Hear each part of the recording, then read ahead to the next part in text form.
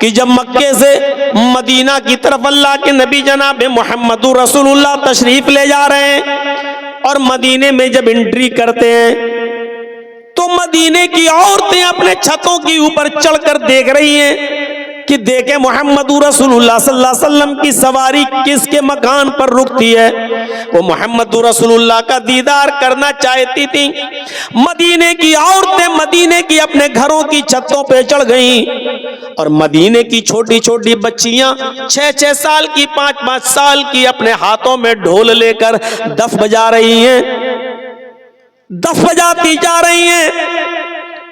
मदीने की छोटी छोटी बच्चियां और गीत गाती जा रही हैं। आज मदीने का हर एक शख्स खुश है कि आज मोहम्मद रसूलुल्लाह हमारे यहाँ तशरीफ ला रहे हैं। जब नबी अकरम की सवारी मदीने में एंट्री करती है, मदीने की औरतें छतों पे चढ़ के ये मंजर देख रही हैं कि देखें आज मोहम्मद रसूलुल्लाह की सवारी किसके यहाँ रुकेगी। और छोटी छोटी बच्चियां गीत गा रही हैं और उन गीत में अल्फाज उनके ये जबान से अदा हो रहे हैं। तलाल बद्रु अलैना मिन सनय्यातिल वदाई, तलाल बद्रु अलैना मिन सनय्यातिल वदाई वजब शुक्र अलैना मादा लिल्लाहि दाई। ये अल्फाज उनकी जबानों से अदा हो रहे हैं, उनकी जबान से ये जुमले निकल रहे हैं। तलाल बद्रु अलैना मिन सनय्यातिल वदाई। अल्लाह का शुक्र है आज 14वीं रात का चांद फारान की चोटियों से चमका है। आज मक्के से तुलू हुआ है और मदीने में तशरीफ लाया है। आज फारान की चोटियों से 14वीं रात का चांद चमका है, नमूदार हुआ है। वजब शुक्र अलैना मादा लिल्लाहि दाई। इस पर हम अल्लाह का जितना भी शुक्र अदा करें वो कम है, इस पर हम अल्लाह की जितनी भी तारीफ करें कम है। नबी अकरम की शान में वो छोटी छोटी 5-5, 6-6 साल की बच्चियां ये गीत गा रही हैं। अल्लाह के नबी ने जब उनकी जबान से निकलने वाले इस गीत को सुना तो आप मुस्कुरा दिए। जब आप मुस्कुराए और मदीने की छोटी छोटी बच्चियों ने जब मोहम्मद रसूलुल्लाह को देखा तो उनकी जबान से ये जुमला भी निकल गया। एक लड़की छोटी सी बच्ची ने ये जुमला अपनी जबान से अदा कर दिया, वफीना नबियुन यअलमु मा फी गद।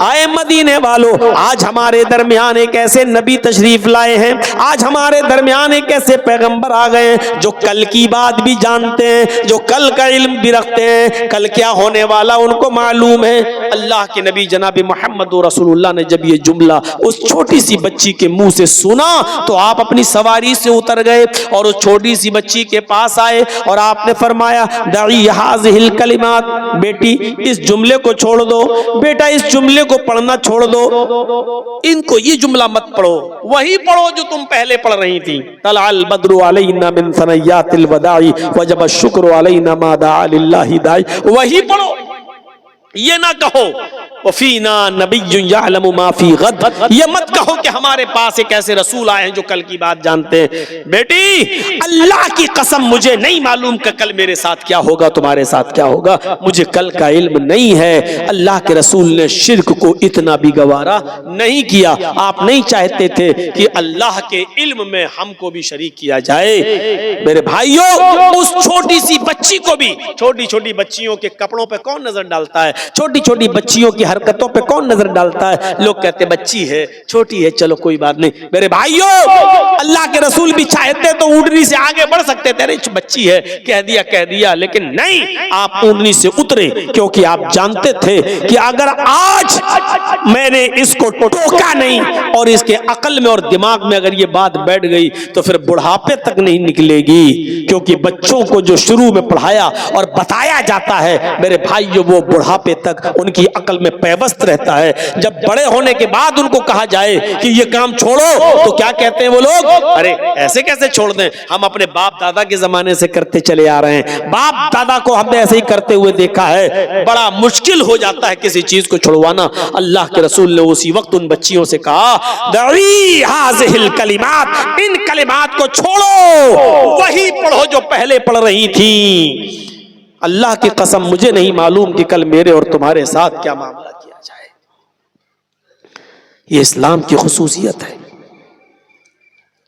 मेरे भाइयों, इस्लाम की एक खुसूसियत यह है कि वो दीन तौहीद है। तौहीद हर मजहब में मिलेगी आपको, यहूदियत में तौहीद, ईसाइयत में तौहीद, हिंदू भाइयों में तौहीद, लेकिन साथ में शिर्क भी है। जो ईसाइयत ये कहती हो देयर इज नो गॉड, अल्लाह के अलावा कोई माबूद नहीं है, और उसी ईसाइयत में यह लिखा हुआ हो कि ईसा और मरियम और अल्लाह ये तीनों एक और एक तीन, 1/3, 3/1, एक तीन में डिवाइड, तीन एक में, यानी अल्लाह ही ईसा है, अल्लाह ही मरियम है, ईसा ही अल्लाह है, ईसा ही मरियम है, मरियम ही अल्लाह है, मरियम ही ईसा है। यह अकीदा हो जिसका, ईसाइयत में यह है देयर इज नो गॉड, कोई खुदा नहीं अल्लाह के अलावा, लेकिन उसी ईसाइयत में शिर्क भी है। और शिर्क क्या है? वो अल्लाह ही को ईसा और अल्लाह ही को मरियम भी मानते हैं, वो ईसा ही को अल्लाह और ईसा ही को मरियम मानते हैं, वो मरियम ही को अल्लाह और मरियम ही को ईसा भी मानते हैं। एक को तीन और तीन को एक, ईसाइयों का एक बहुत बड़ा तबका इस अकीदे का हामिल है। यहूदियों में चले जाओ तो उज़ैर अलैहिस्सलाम को अल्लाह का बेटा मानते हैं।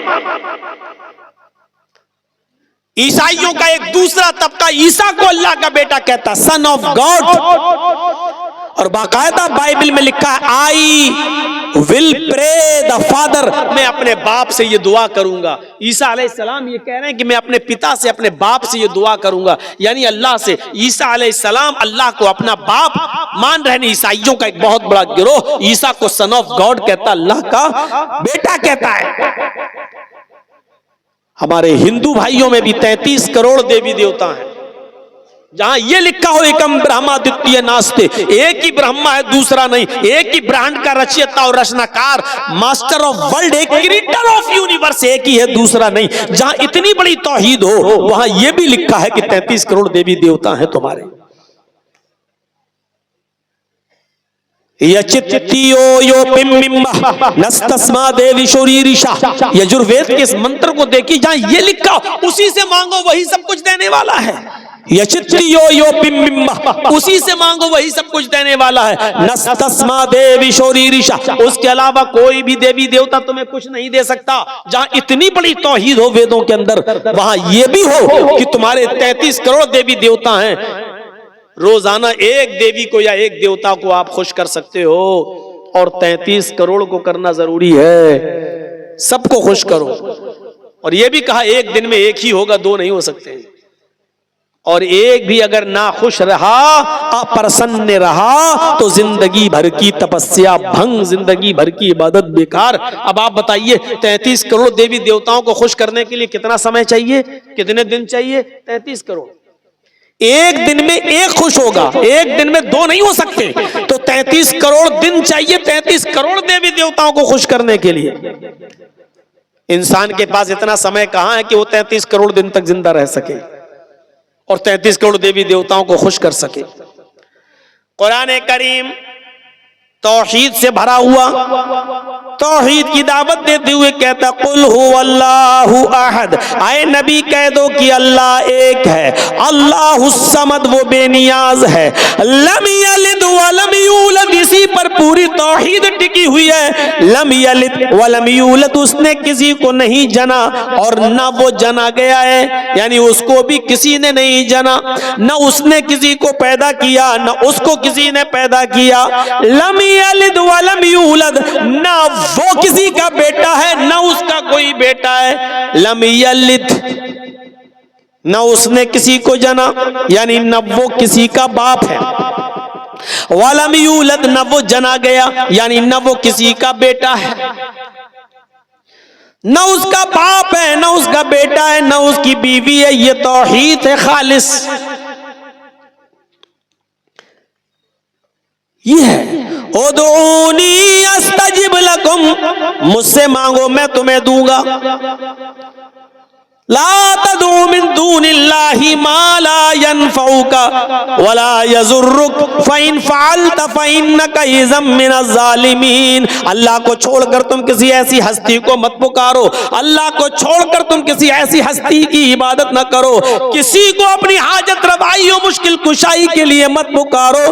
मा ला यनफउका वला यजुर्रुक, जो तुम्हें न नफा पहुंचा सकती है न नुकसान पहुंचा सकती है। मा ला यनफउका वला यजुर्रुक, जो तुम्हें न नफा दे सकती है न नुकसान पहुंचा सकती है। मा ला यनफउका वला यजुर्रुक, जो तुम्हें न नफा दे सकता है न नुकसान पहुंचा सकता है। फ़इन फ़अलत फ़इन्नका इज़म मिनज़ ज़ालिमीन, अगर तू ऐसा करेगा तो जालिमों में लिखा जाएगा। फ़इन फ़अलत फ़इन्नका इज़म मिनज़ ज़ालिमीन, अगर तू अल्लाह को छोड़कर किसी और से मदद तलब करेगा, मांगेगा, पुकारेगा तो तू जालिम कहलाएगा। यही तौहीद है। इस्लाम की खुसूसियत यह है कि ये दीने तौहीद है। दूसरी खुसूसियत यह है कि रिसालत का सही तसव्वुर इस्लाम ने पेश किया है। दुनिया में जितने भी मज़ाहिब हैं, किसी भी मजहब के मजहबी इंसान मजहब को उठाकर देख लो, वो किसको मानते हैं? जिसको भी मानते हैं उन्होंने उसको इंसान ही नहीं रहने दिया। कोई एक मजहब उठा दो, कोई एक धर्म, गौतम बुद्ध के मानने वालों ने, आप चले जाइए नेपाल लुम्बिनी में, मैं गया हूं गौतम बुद्ध का मंदिर, मुझे जब मेरा प्रोग्राम था लोग मुझे घुमाने के लिए ले गए, मुझे दिखाया गौतम बुद्ध में के मूर्ति के नीचे वो लिखा हुआ है बुद्ध भगवान। वो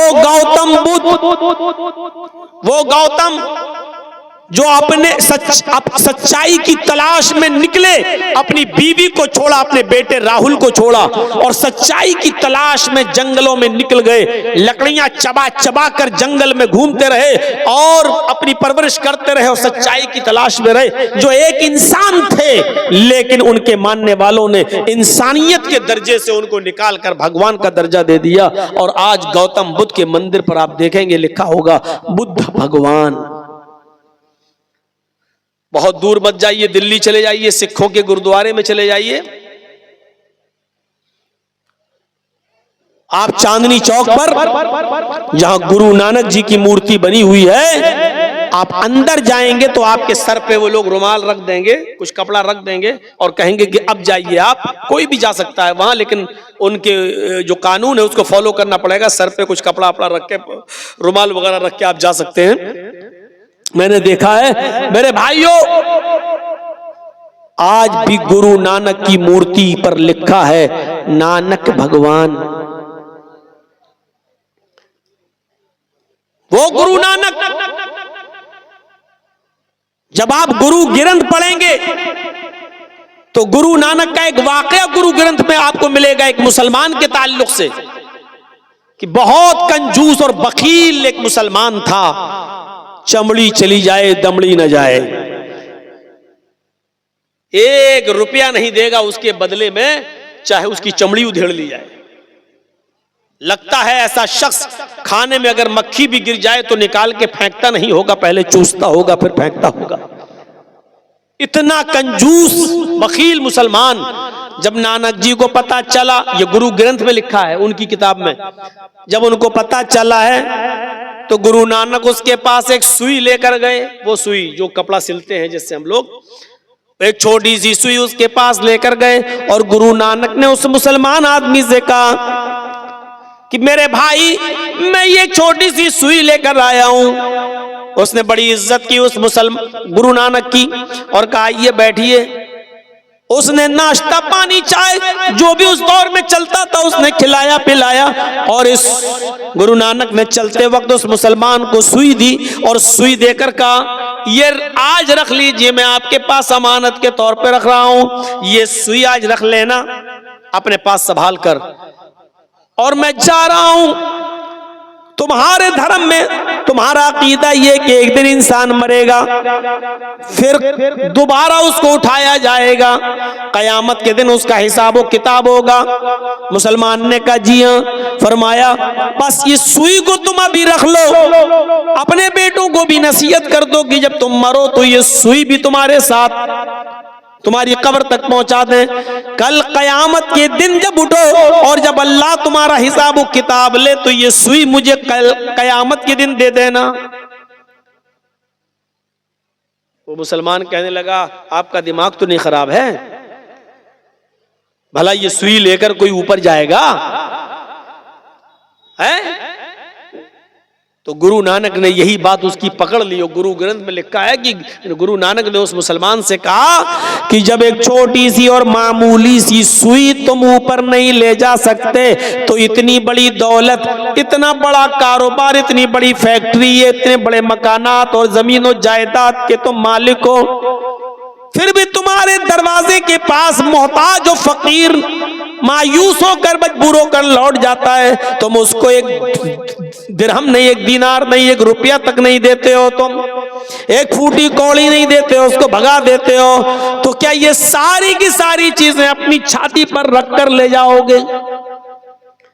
उस मुसलमान पर बड़े बड़े मुल्ला मौलवियों का असर न पड़ा, लेकिन गुरु नानक की इस बात का इतना असर पड़ा कि गुरु नानक लिखते, गुरु ग्रंथ में लिखा है कि उस मुसलमान ने गुरु नानक की बात मानकर अपनी जमीनों जायदाद सदका और खैरात कर दी, अपना मालो दौलत तकसीम कर दिया, सब गरीबों और मिस्कीनों में लुटा दिया।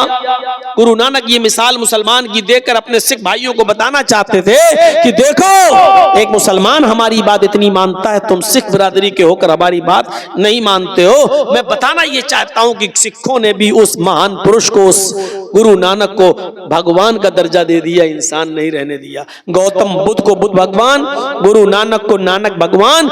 जैनियों में चले जाओ तो उन्होंने महावीर जी को भी महावीर भगवान का दर्जा दे दिया। हिंदू भाइयों में आ जाओ, कृष्ण जी और रामचंद्र जी को भी भगवान का दर्जा दे दिया गया। ईसाइयों में चले जाओ, ईसा अलैहिस्सलाम को सन ऑफ गॉड, अल्लाह का बेटा कह दिया गया। मुझे बताओ दुनिया में ऐसा कौन सा मजहब बाकी है जहां उन्होंने अपने यहां आने वाले महान पुरुष को पुरुष और इंसान ही रहने दिया हो, सिवाय इस्लाम के। इस्लाम वो मजहब है जो अपने दरमियान आए हुए पैगंबर जनाबे मोहम्मद रसूलुल्लाह को इंसान मानता है, भगवान खुदा का दर्जा नहीं देता है। बल्कि अल्लाह ताला अपने नबी की जबान से यह ऐलान भी करवा रहा है कि आए नबी कह दो कहीं ऐसा न हो कि आपके इंतकाल के बाद दुनिया वाले आपको भी पूजने लगे, आपकी भी इबादत करने लगे, आपको भी भगवान का या खुदा का दर्जा दे दें। इसलिए अपनी जबान से कह दो।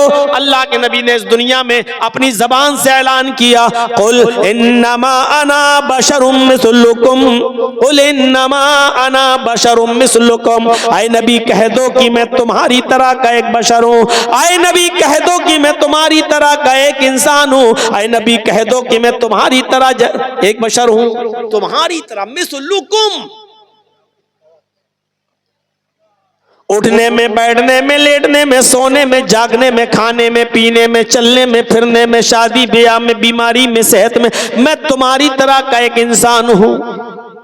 तुम्हारे दो हाथ मेरे भी दो हाथ, तुम्हारे दो पैर मेरे भी दो पैर, तुम्हारा एक सर मेरा भी एक सर।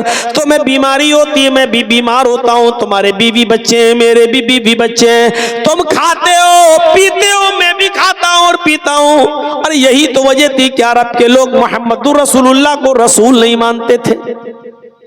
वो कहते थे ये कैसा आदमी है, अपने आप को रसूल कह रहा है। क्या एक हमारी तरह उठने बैठने चलने फिरने वाला इंसान भी रसूल हो सकता है? और वो कहते थे मा लिहाज़र रसूल याकुलु ताम व यमशी फिल अस्वाक। ये कैसा रसूल है जो हमारी तरह खाता पीता भी और बाजारों में चलता फिरता भी है। यानी उनकी नजर में ये बड़ी अजीब चीज थी। वो कहते थे कि कोई इंसान भी रसूल हो सकता है, चलने फिरने वाला भी। अरब के लोग इंसान मानते थे लेकिन रसूल नहीं। हमारे यहाँ पर एक मुसलमानों का बहुत बड़ा तबका मोहम्मद रसूलुल्लाह को रसूल मानता है लेकिन इंसान नहीं।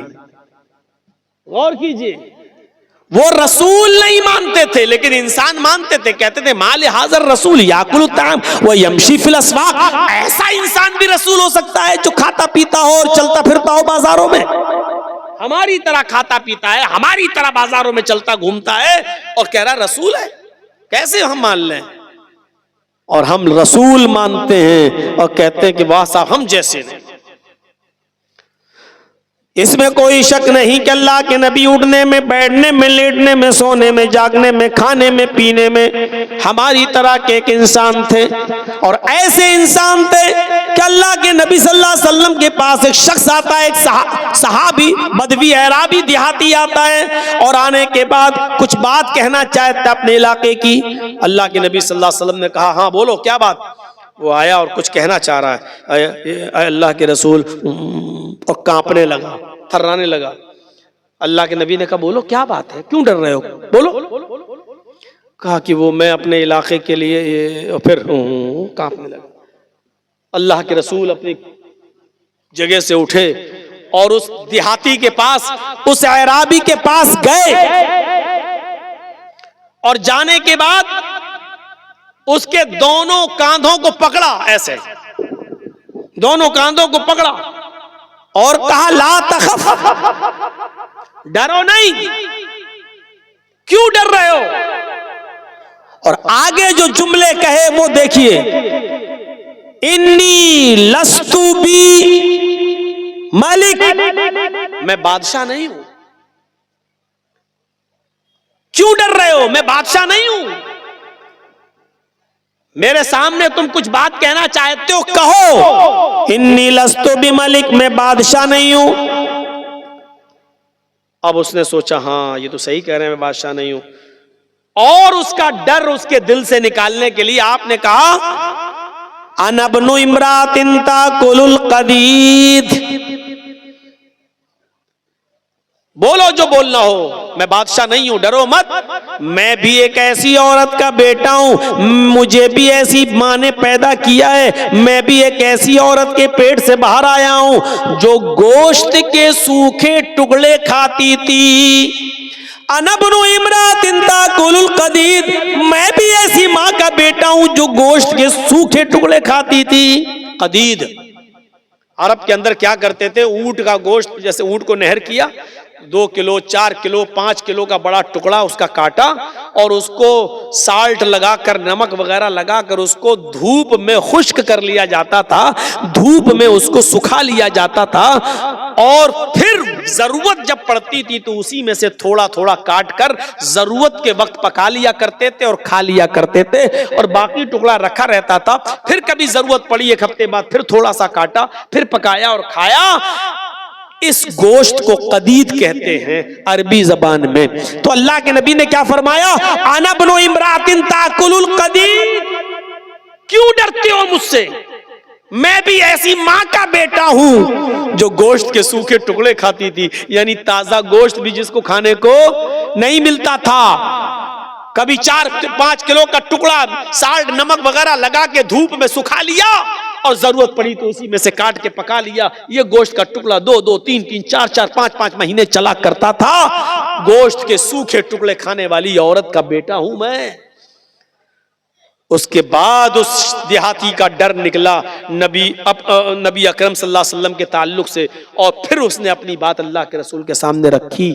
मैं बताना ये चाहता हूं कि लोगों ने तसव्वुर क्या दिया है अपने अपने महान पुरुषों के बारे में। किसी ने बुद्ध भगवान, किसी ने नानक भगवान, किसी ने महावीर भगवान, किसी ने कृष्ण भगवान, किसी ने राम भगवान, किसी ने सन ऑफ गॉड ईसा को अल्लाह का बेटा, किसी ने कुछ, किसी ने कुछ। लेकिन इस्लाम ने तसव्वुर यही दिया कि मोहम्मद रसूलुल्लाह भगवान नहीं थे, खुदा नहीं थे, अल्लाह नहीं थे, बल्कि वो एक ऐसी मां के बेटे थे जो गोश्त के सूखे टुकड़े खाती थी। यहां से हम अंदाजा लगाएं कि खुसूसियत क्या है इस्लाम की। इतनी सादगी कोई पेश करेगा?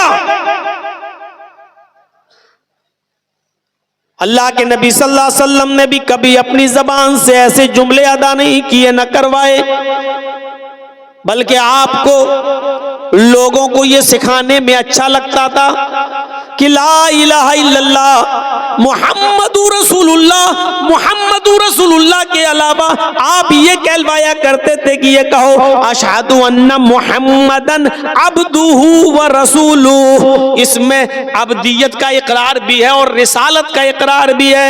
इस बात का इकरार करो और गवाही दो कि अल्लाह के अलावा कोई माबूद नहीं, और इस बात की भी गवाही दो कि मोहम्मद अब्दुहु अल्लाह के बंदे हैं और उसके रसूल हैं। इस बात का इकरार करो कि पहले बंदे हैं और बाद में रसूल हैं। तो मेरे भाइयों, ये इस्लाम ने तालीम दी है और शिक्षा दी है। जब आपने यहूद और नसारा को देखा, जब आपने यहूद और नसारा को देखा कि वो अपने अपने नबियों की कब्रों को सजदा कर रहे हैं, तो आपको बड़ा मलाल हुआ। कुछ लोग हियारा बस्ती है एक मुल्क शाम के अंदर, कुछ लोग कुछ हियारा बस्ती से आए मुसलमान, वहां उन्होंने उस बस्ती के अंदर शाम में देखा कि वहां की यहूदी और ईसाई अपने अपने आलिमों को और अपने अपने बुजुर्गों को सजदा कर रहे हैं। तो ये लोग अल्लाह के नबी के पास जब मदीने आए तो अल्लाह के रसूल से कहने लगे, आए अल्लाह के नबी सल्लल्लाहु अलैहि वसल्लम, मैंने हीरा बस्ती के अंदर शाम के इलाके में यहूदी और ईसाइयों को देखा है कि वो अपने अपने नबियों को और अपने अपने बुजुर्गों को सजदा कर रहे हैं, तो क्या मैं आपको सजदा न करूं? फिर उन्होंने एक और सवाल कर दिया, अय अल्लाह के नबी, जब आप इंतकाल फरमा जाएं, जब आप इस दुनिया से रुखसत हो जाएं और आपको कब्र में दफन कर दिया जाए, अल्फाज देखिए हदीस के, फरमाया अल्लाह के नबी सल्लल्लाहु अलैहि वसल्लम ने, क्या उन लोगों ने पूछा क्या मैं आपको सजदा ना करूं? जब यहूद और नसारा अपने अपने बुजुर्गों को, उलमा को सजदा कर रहे हैं, तो आप तो ज्यादा हकदार हैं, मैं आपको सजदा ना करूं? तो अल्लाह के नबी ने क्या कहा उनसे, लौ मररता बिक़ब्री अन अतसजुदु लहू,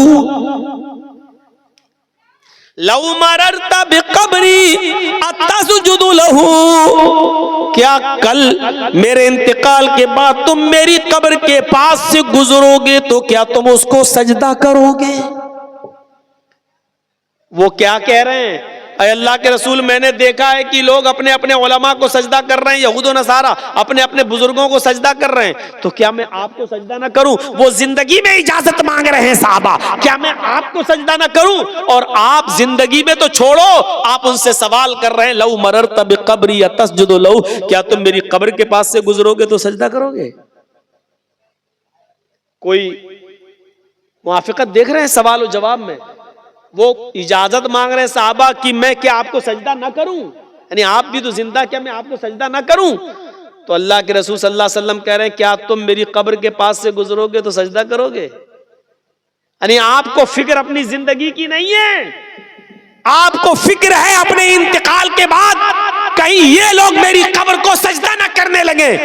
जिंदगी में तो मैं इनको रोक लूंगा, अभी मैं बहयात हूं, मैं इनको मना कर दूंगा, मैं इनको रोक लूंगा, अभी तो मेरे पास ताकत है रोकने की, अभी मैं मना कर दूंगा, नहीं मुझे सजदा बिल्कुल मत करो। तो जिंदगी में तो मैं रोकने की ताकत रखता हूं, तो आपको फिक्र हुई कहीं मेरे इंतकाल के बाद ये सजदा ना करने लगे मेरी कब्र पर। तो आपने क्या कहा, लौ मररता बिक़ब्री अतसजुदु लहू, कल तुम मेरी कब्र के पास से गुजरोगे तो सजदा करोगे? उन्होंने कहा ला, नहीं अल्लाह के रसूल, नहीं, कब्र के पास से गुजरूंगा तो सजदा नहीं करूंगा। आपने कहा फला तफअलू, ऐसा करना भी नहीं।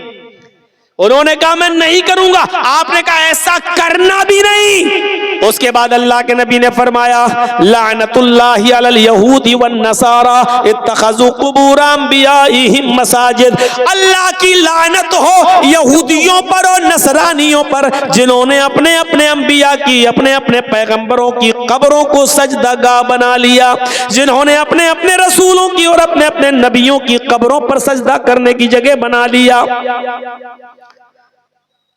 साहिब अर्रहीक़ुल मख्तूम मौलाना सफ़ीउर रहमान साहब मुबारकपुरी रहमतुल्लाह अलैह की किताब पढ़िए, माया नाज़ तसनीफ़ अर्रहीक़ुल मख्तूम, और आखिरी वक्त के नबी के हालात तो नबी अकरम ने इंतकाल से 2 दिन पहले ये दुआ भी मांगी थी अल्लाह तबारक व तआला से, अल्लाहुम्मा ला तजअल कब्री वस्न युअबद, अल्लाहुम्मा ला तजअल कब्री वस्न युअबद। आय अल्लाह, मेरे इंतकाल के बाद मेरी कब्र को बुत खाना ना बना देना। अल्लाह, मेरी कब्र को मेरे इंतकाल के बाद ऐसी जगह ना बना देना जहां लोग इबादत करने लगे, मेले ठेले लगने लगे, ज़ियारतें होने लगे, चिराग जलने लगे, ये सब होने लगे। आपने मना किया और आपने फरमाया, दुआ भी की अल्लाह, पहले तो ये कि अल्लाह की लानत हो यहूद और नसारा पर जिन्होंने अपने अपने नबियों की कब्रों को सजदा गाह बना लिया, और बाद में ये दुआ भी कर ली कि अल्लाह, मेरी कब्र को सजदा गाह मत बना देना, मेरी कब्र को चूमने चाटने की जगह ना बना देना। मेरे भाइयों, यहां से आप सीखिए कि आपने अपने बारे में क्या कहा। ये सिर्फ इस्लाम की खुसूसियत है।